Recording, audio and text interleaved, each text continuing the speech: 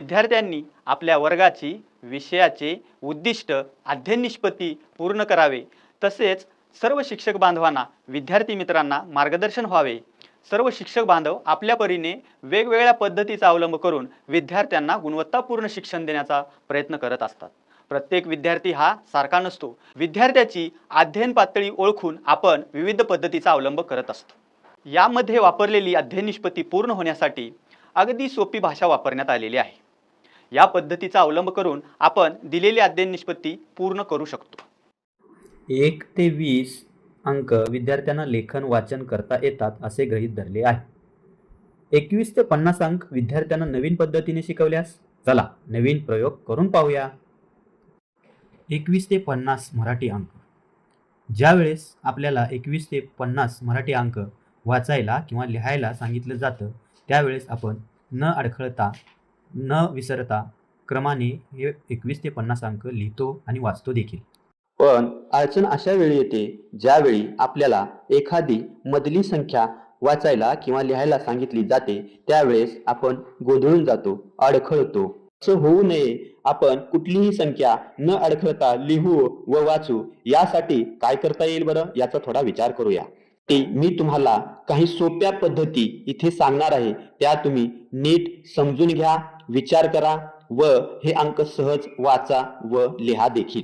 चला तर मग आपण या पद्धती अभ्यासू।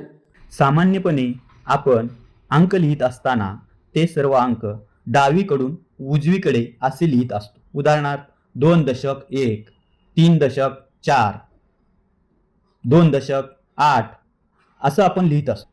परंतु असे न करता जर आपण हेच अंक उजवीकडून डावीकडे लिहित गेलो, या पद्धतीचा आपण चांगल्या प्रकारे सराव जर केला तर या पद्धतीने आपल्याला कुठलीही संख्या अगदी सहज लिहिता व वाचता येईल। या सरावासाठी आपल्याला थोडा वेळ द्यावा लागणार आहे। परंतु एकदा सराव झाला की आपल्याला हे अंक अतिशय सोपे लिहिता व वाचता येतील। आता मी तुम्हाला इथे सांगितल्याप्रमाणे पहिला नियम, जसे की आपण संख्या डावीकडून उजवीकडे लिहित असतो असे न करता संख्याही उजवीकडून डावीकडे लिहा, हा नियम तुम्ही विसरू नका। उदाहरणार्थ 21। आता 21 अंक लिहिताना किंवा वाचताना अगोदर 1 लिहा, नंतर 20। आता तयार होणारा अंक असेल 1 आणि 20। वाचताना पण अगोदर 1 असे वाचा, नंतर 20।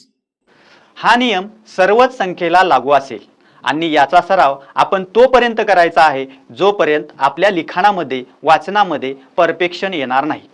तोपर्यंत आता हे सर्व करत असताना आणखी काही बदल व नियम आपल्याला शिकणे आवश्यक आहे।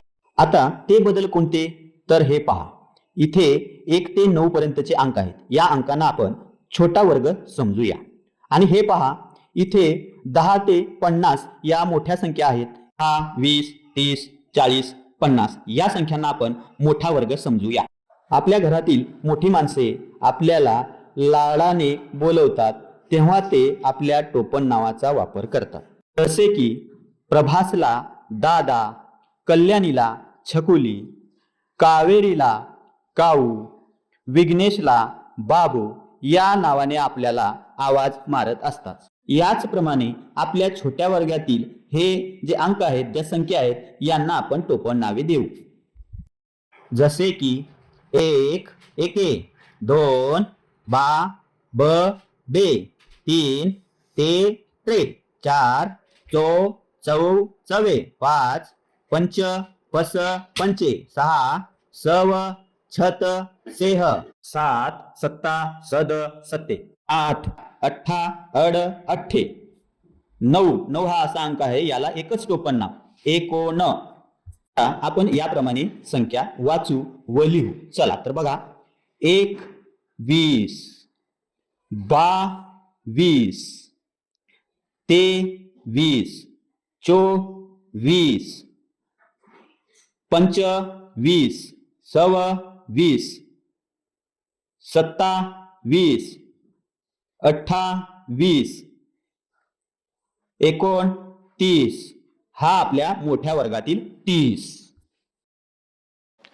याप्रमाणे छोट्या वर्गातील संख्यांच्या टोपण नावाचा उपयोग करून आपण संख्या लिहू व वाचू। याप्रमाणे जर कृती केली तर आपल्याला लवकर या संख्या समजतील व लिहिता येतील, आपला गोंधळ होणार नाही. कुठलीही संख्या विचारली की आपण सहज ती संख्या लिहू व वाचू देखील. यामुळे अशा पद्धतीचा उपयोग करून आपण या संख्या 50 पर्यंत लिहू व वाचू देखील. धन्यवाद.